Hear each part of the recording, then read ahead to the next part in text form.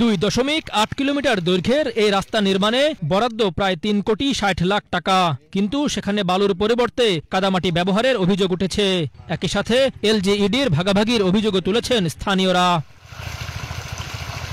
ফেনীর দাগনভূয়া উপজেলার সিন্দুরপুর, সত্যপুর, দিলপুর, কৌরস মুন্সিবাজার সড়কে চলছে ভরাট কাজ। তবে এস্টিমেট অনুযায়ী বালুর পরিবর্তে ড্রেজার মেশিনে তোলা কাদা ও ফসলি জমির মাটি ব্যবহার করা হচ্ছে বলে অভিযোগ।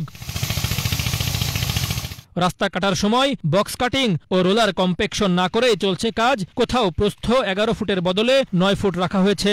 স্থানীয়রা বলছেন, ঠিকাদার ও এলজিইডি কর্মকর্তাদের মধ্যে ভাগাভাগির কারণে নেই তদারকি।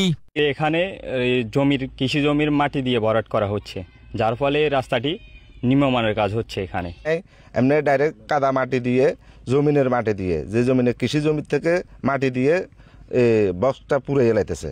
এখানে দেওয়ার কথা ছিল কি আপনার বিটি বালু। এখানে রাস্তার যেই বাজেটের যেই 11 ফিট হওয়ার কথা, সব জায়গায় 11 ফিট প্রশস্ত রাস্তাটা নাই, বক্স ওইভাবে কাটা হয় নাই। কোথাও 10 ফিট, কোথাও 9.5 ফিট, কোথাও 10.5 ফিট এরকম আছে।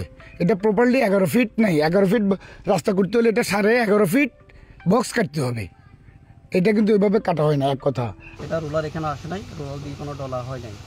তো এই রাস্তার সরকার অনেক টাকা দিচ্ছে, ওই হিসাবে টাকা অনুযায়ী কাজ হচ্ছে না, আর যে কাজটা হচ্ছে এটা মজবুত হচ্ছে না। এখানে সরকার কোটি কোটি টাকা দিচ্ছে কাজটা ভালোর জন্য। এই যে এখন যে বালিগুলো দিচ্ছে, এটা তো বালি নেই, এটা তো কাদামাটি। ঠিকাদার আবুল কালামকে তার অফিসে পাওয়া যায়নি। তবে ফেনী এলজিইডির নির্বাহী প্রকৌশলী মোহাম্মদ মাহমুদ আল ফারুক জানিয়েছেন, অভিযোগ প্রমাণিত হলে ব্যবস্থা নেওয়া হবে। হ্যাঁ, ওই রাস্তা থেকে আমরা যে বালু যেটা ব্যবহার হয়েছে ওইটা স্যাম্পল আমরা সংগ্রহ করে নিয়ে আসছি অলরেডি। ওইটা টেস্ট করে দেখছি যে আমরা এটা স্পেসিফিক থেকে কোনো ব্যর্থ আছে কিনা। ব্যর্থ থাকলে ব্যবস্থা নেব। পাশাপাশি যে কাজের কম্প্যাকশনের ব্যাপারে যেটা বলা হয়েছে সেটাও আমরা কম্প্যাকশন পোস্ট টেস্ট হয়, এটা আমরা টেস্ট করব। টেস্ট করে যদি কম্প্যাকশনও অ্যাসিভ না হয় সেটাও আমরা পরবর্তী ব্যবস্থা নেব। দাগনভূয়ার এই প্রকল্পে অনিয়মের অভিযোগ এখন এলাকায় আলোচনার কেন্দ্রবিন্দু। স্থানীয়রা বলছেন, এলজিইডির নীরবতা ও ভাগাভাগির সংস্কৃতি বন্ধ না হলে কোটি টাকার এই প্রকল্প অচিরেই ধ্বংস হয়ে যাবে।